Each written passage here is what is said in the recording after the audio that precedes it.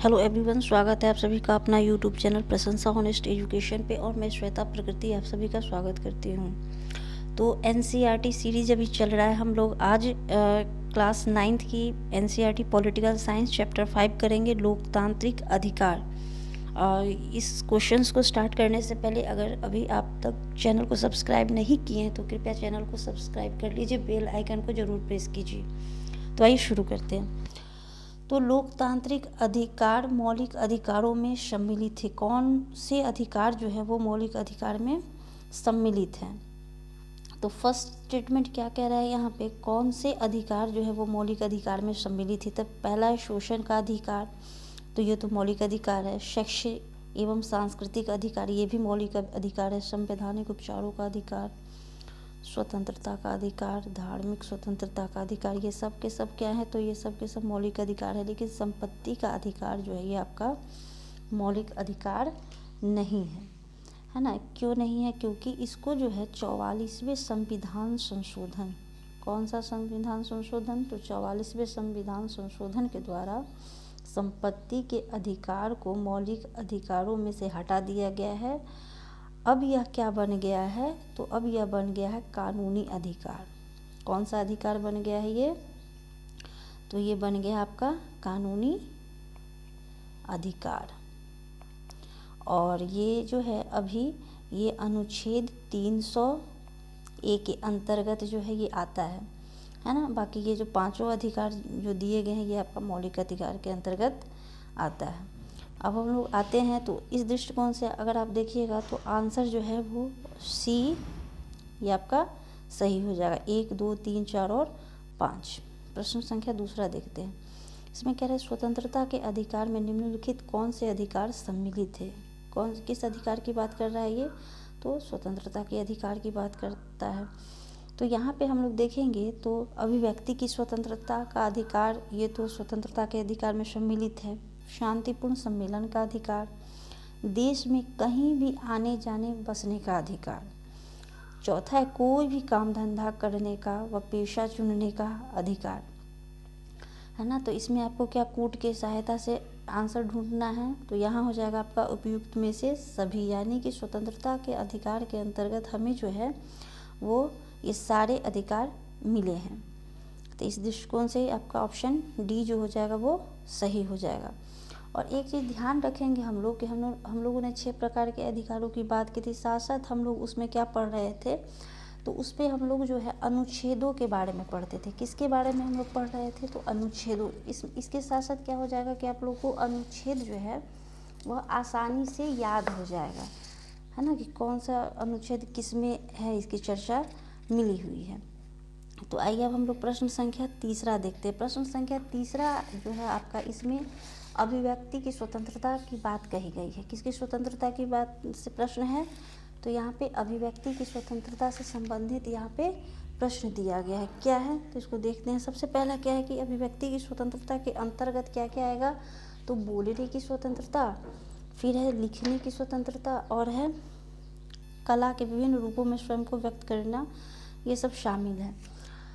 तो ये आपका इसमें सत्य कथन जो है वो ढूंढना है। दूसरा है विचार विमर्श और संवाद करने से सभी विचारों और व्यक्तियों का विकास होता है। तो ये भी जो है आपका स्वतंत्रता के अधिकार के अंतर्गत ही अभिव्यक्ति की स्वतंत्रता आती है। तो इसमें आपका क्या हो जाएगा, सत्य कथन, ये दोनों हो जाएगा। ये कि अभिव्यक्ति की स्वतंत्रता के अंतर्गत ही अब अपना अभिव्यक्ति आप कैसे व्यक्त करेंगे, तो बोलकर, लिखकर या कला के विभिन्न रूपों द्वारा हम व्यक्त कर सकते हैं। और सेकंड आपका क्या कह रहा है कि विचार विमर्श और संवाद करके सभी के विचारों और व्यक्तित्व का विकास होता है ना। विचार विमर्श करके या फिर संवाद करके ऐसे ही तो व्यक्तित्व का विकास होता है। तो ये आपका सी जो है ऑप्शन सही हो जाएगा। हम लोग प्रश्न संख्या चौथा देखते हैं। ये मौलिक अधिकारों से संबंधित प्रश्न है। पहला क्या है कि नागरिकों को किसी मुद्दे पर जमा होने, बैठक करने, प्रदर्शन करने, जुलूस निकालने का अधिकार नहीं है। दूसरा क्या कह रहा है कि दोषी शुद्ध हुए नागरिकों को कानूनी आधार पर उसके जीवन के अधिकार व निजी स्वतंत्रता के अधिकार से वंचित किया जा सकता है। इसमें सत्य कथन को पहचानना है। तो सत्य कथन इसमें हम लोग ध्यान से गौर करेंगे तो मौलिक अधिकार क्या है कि अंतर्गत सभी नागरिकों को सभी नागरिकों को बिना हिंसा के, ठीक है, बिना हिंसा के आप क्या कर सकते हैं कि बैठक कर सकते हैं, किसी मुद्दा प्रदर्शन भी कर सकते हैं या जुलूस निकाल सकते हैं। तो यहाँ क्या करें कि अधिकार नहीं है, तो बिल्कुल अधिकार है, इस तरह यह कथन गलत हो जाएगा। अब सेकंड क्या करें कि दोष सिद्ध हुए नागरिकों को कानूनी आधार पर उसके जीवन का अधिकार व निजी स्वतंत्रता के अधिकार से वंचित किया जा सकता है। तो सिर्फ जो है यह किसको, या ये जो है मिला हुआ है तो न्यायालय को।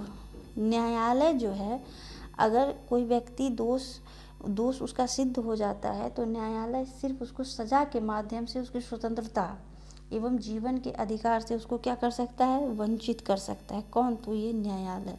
इस तरह हम लोग देखेंगे तो बी जो है वो सही है और कथन एक जो है वो आपका रॉन्ग है। 5वां क्वेश्चन देख लेते हैं। यह शोषण के खिलाफ अधिकार से संबंधित। तो फर्स्ट क्या है कि मनुष्य जाति के अवैध व्यापार का निषेध। सेकंड है किसी किस्म के बेगार या जबरन काम करवाने का निषेध। तीसरा है बंधुआ मजदूरी पर रोक। चौथा है बाल मजदूरी पर रोक। 5वां है शिक्षा का अधिकार। यहाँ शोषण के खिलाफ अधिकार से संबंधित प्रश्न है, कूट यहाँ पे दिया गया है। तो यहाँ क्या हो जाएगा आपका कि ये चारों तो शोषण के अधिकार के अंतर्गत आता है, लेकिन ये शिक्षा का अधिकार जो है ये शोषण के खिलाफ के अंतर्गत नहीं आता है। इसलिए हम लोग देखेंगे तो यहाँ पे बी वाला ऑप्शन जो है ये सही हो जाएगा, यानी कि शोषण के खिलाफ में अवैध व्यापार का निषेध है ना, बेगारी मजदूरी जबरन काम करवाने का भी निषेध है, बंधुआ मजदूरी पर रोक है और बाल मजदूरी पर रोक है, ये शोषण के खिलाफ आ जाता है।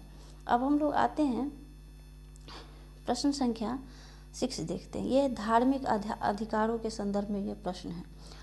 धार्मिक अधिकार से संबंधित जो है ये अनुच्छेद किस में आता है, तो ये 25 से लेकर के 28 में इसकी चर्चा मिलती है।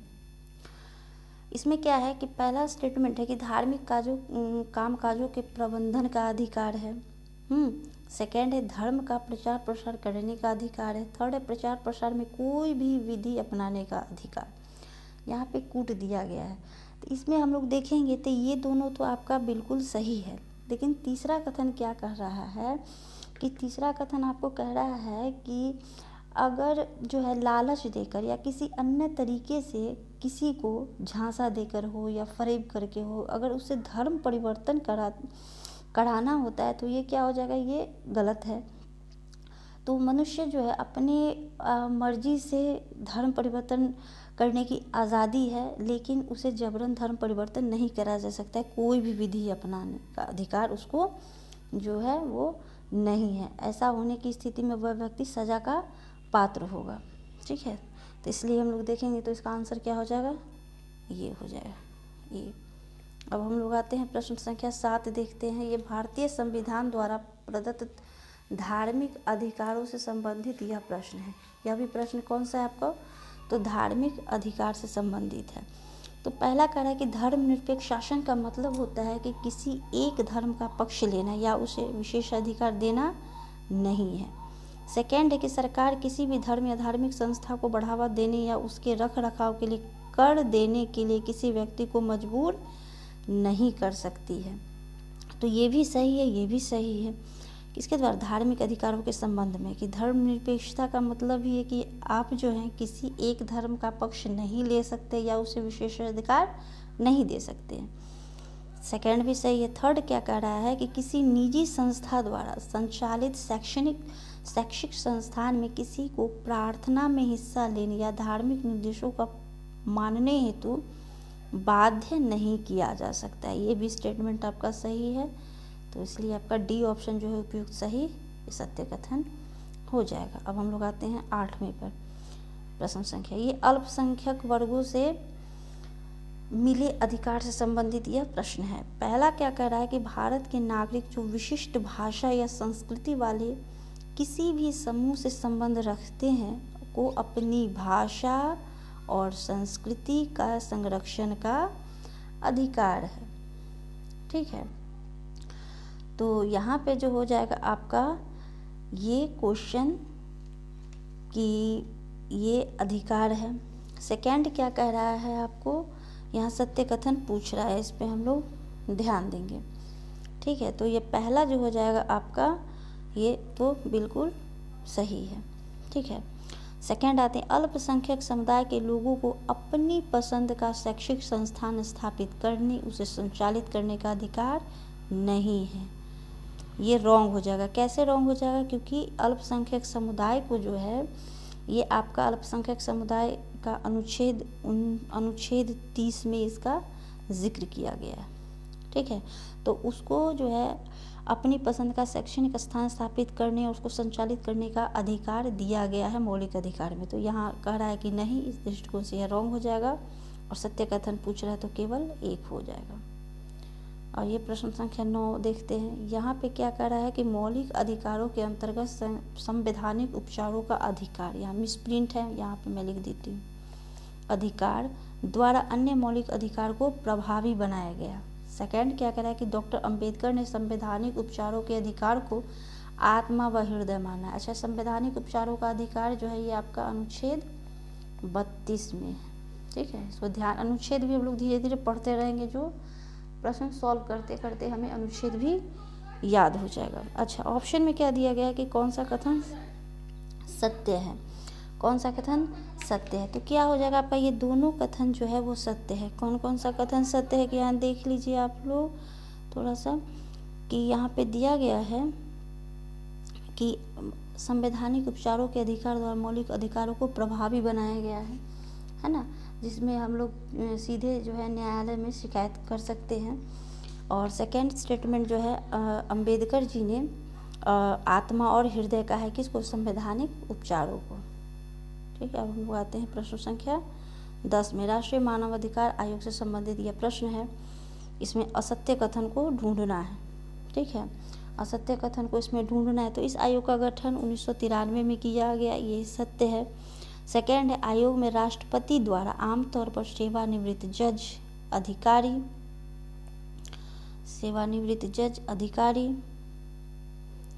और जो है